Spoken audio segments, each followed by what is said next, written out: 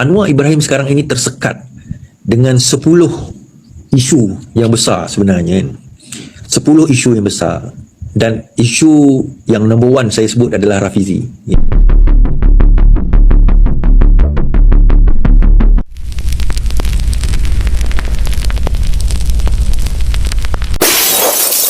Henshin.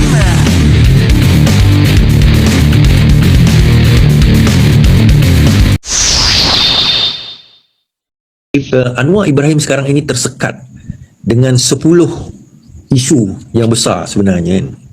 10 isu yang besar, dan isu yang number one saya sebut adalah Rafizi. Itu isu nombor pertama, yang tu kita tahulah, yang tu kita tak cerita. Yang kedua, ART, yang perjanjian dia kita sign dengan US. Yang ketiga, ARM. Kan hari ini saya terbaca ada satu berita, Indonesia sudah pun melatih 15,000 engineer dia untuk belajar tentang chip. Kita masih lagi nak bergaduh kan, sama ada ARM itu tergesa-gesa atau tidak. Kan Indonesia sudah latih 15,000 engineer dia untuk dilatih oleh ARM. Kan itulah dia Malaysia kan. Kemudian saya kata antara lain yang akan menjadi masalah kepada Anwar Ibrahim, tertekannya Anwar Ibrahim kerana anak dia yang tak function. Timbalan presiden yang tak function. Ada orang pertikaikan Rafizi dahulu tak function. Okey lah kalau kata Rafizi tak function, tapi Anwar Izzah sekarang ni anak Anwar Ibrahim sendiri function ke? Lagi teruk aku rasa kan. Lepas tu seterusnya adalah DAP. Nombor 5 adalah saya kata DAP. DAP yang ni saya nak bawa tentang DAP ni. Kan baru on tentang DAP ni. DAP sekarang ni tuan-tuan perasan dia bermula nada dia berubah apabila dia dapat wake up call daripada Sabah. Okey, Sabah telah memberi satu wake up call yang sangat, tamparan yang sangat hebat kepada DAP. Ada orang kata alah itu Sabah is lain. Tak. The sentiment remains the same. Kan DAP memang kalah sekalah-kalahnya. Berlaku kat Sarawak hari tu, sekarang Sabah. Selepas ini it will transcend, dia akan pergi ke the next one adalah Johor.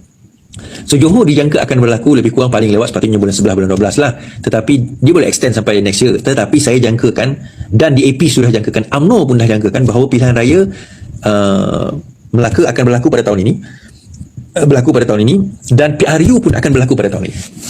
Okey, saya kata, saya dah sebut dalam Facebook dan saya kata dah sebelum ini, Anwar kena buat pilihan raya tahun ini dalam keadaan ekonomi kita yang okey lah, okey, boleh nak dibanggakan lah, dengan mata wang, dengan GDP, dengan OPR, dengan inflation, semua boleh nak dibanggakan. Kalau dia delay terlalu lama, satu, dia tak ada masalah, tak ada ekonomi yang nak dibanggakan lepas ni, kerana dijangka 2026 ni is going to be hard year, agak keadaan yang agak sukar.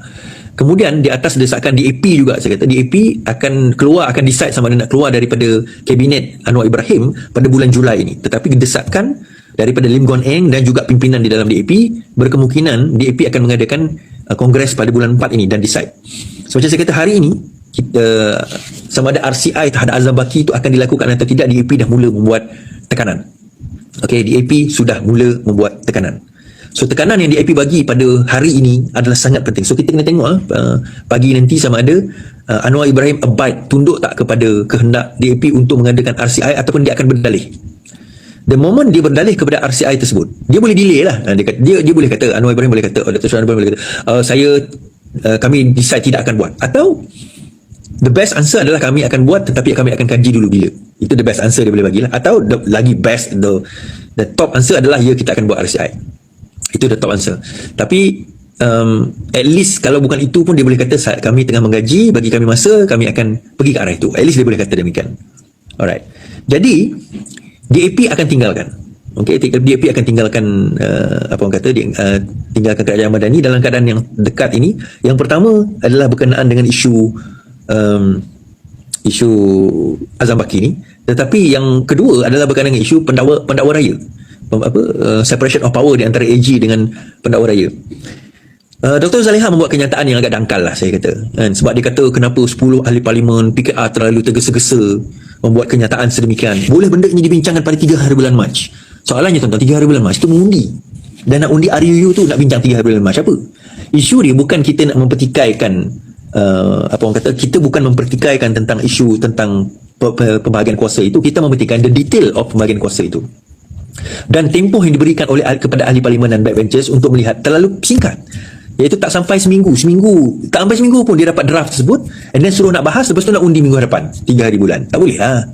Paling kurang bagilah masa buat perbincangan. Dan benda ini dipersetujui oleh Select Committee, benda ini dipersetujui oleh DAP, kan, dan disetujui oleh timbalan menteri undang-undang, iaitu daripada DAP sendiri. Alright, okay, itu yang pertama.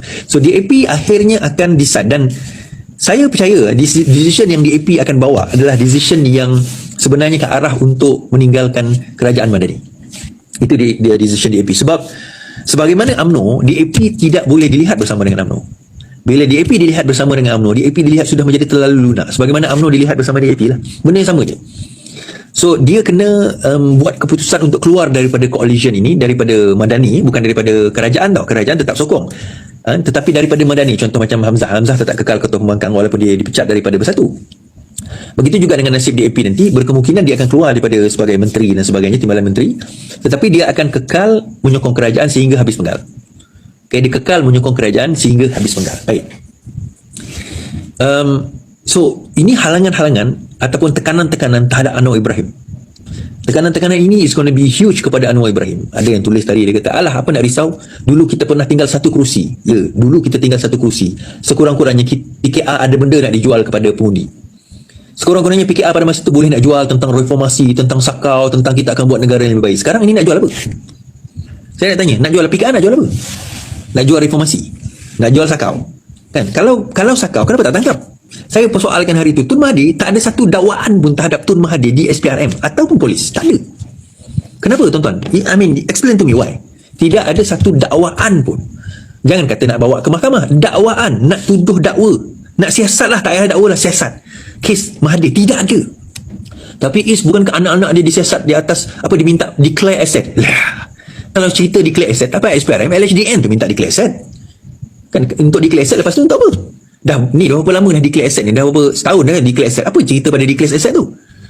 Kan? Apa cerita pada declare asset tu? So kita nak cerita sakau apa lepas ni tuan-tuan?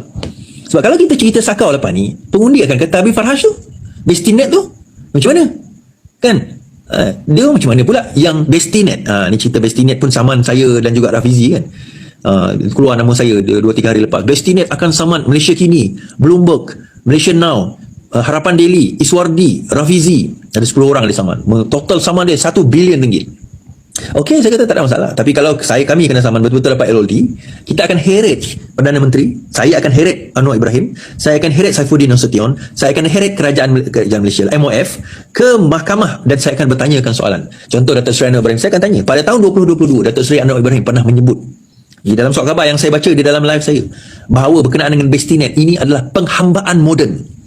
What do you mean? Pertama, kepada siapa penghambaan moden itu ditujukan? Kepada siapa yang you sebut penghambaan moden? Dan what do you mean dengan penghambaan moden?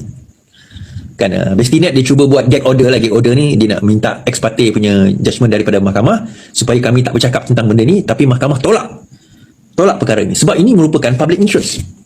Tak apalah. Dan saya akan heret juga PAC. Saya nak tanya soalan kepada PAC ni kalau dia berani nak panggil saya lah kan. We are ready. We don't have nothing to worry. Tuan-tuan, so benda ni saya kata Bestinet, Farhash, ini semua akan menghimpit dan akan menjadi sebab Datuk Seri Anwar Ibrahim itu tersepit, dan tak nak dia kena buat pilihan raya dalam masa yang terdekat, which is this year. Sademan amat menghargai setiap super thanks, super chat dan super sticker yang anda berikan. Terima kasih kerana sentiasa menyokong Sademan Channel. Anda semua adalah sebab untuk saya terus berkarya.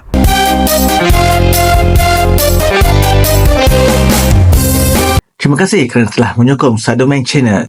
Jika anda merasakan video ini bermanfaat, sila subscribe dan share.